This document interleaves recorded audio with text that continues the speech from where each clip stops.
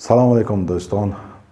یک خبری ناخوش فوری رسید که گویا در زندان وحدت زندانیان در زندان آشوب به عمل آورده. در این نارامی ها 7 کس هموطنان ما کشته شدند و اینچنین 6 سال پیش در همین زندان 32 نفر کشته شدند.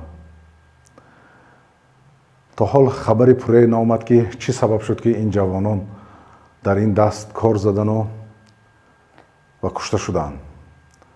و آنچه که میگویند که در خبرها زندانیان شورش برداشتند و این و آن و تسلیم نشدند پس کشته شدند، این یک طرف خبر، ولیکن این خبر در دروغ نزدیک است.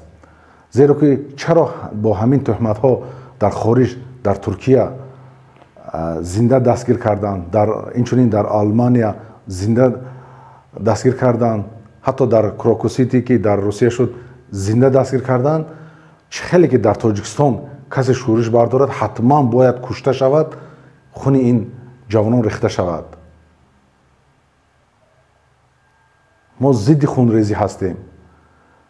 آیا یگان راهی حل نبود؟ این خیلی زندان است که از زندان مردم میتوانند شورش بردارند. این زندان دیست که 100 تک ده. چی است این؟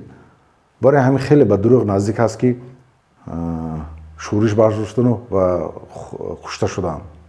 آنچه که در خبرها میگویند باور کردنش خیلی خیلی دشوار است. آخه این یک بار نه، 2 بار نه، 10 بار همین صحنه تکرار می شود. آخه این چی گپ؟ تگی کاسه نیم کاسه؟ علام آورش این که خون این ملت رو در بیرون می ریزانند، ولیکن در درون وطن هموطنان خود همین خون این ملت رو می ریزانند. این چی گپ است؟ یکان راهی حل نبود؟ چرا حتما باید خون ریخته شود؟ ما ضد خونریزی هستیم. کمی پیگیری کنیم که چی خبر شد.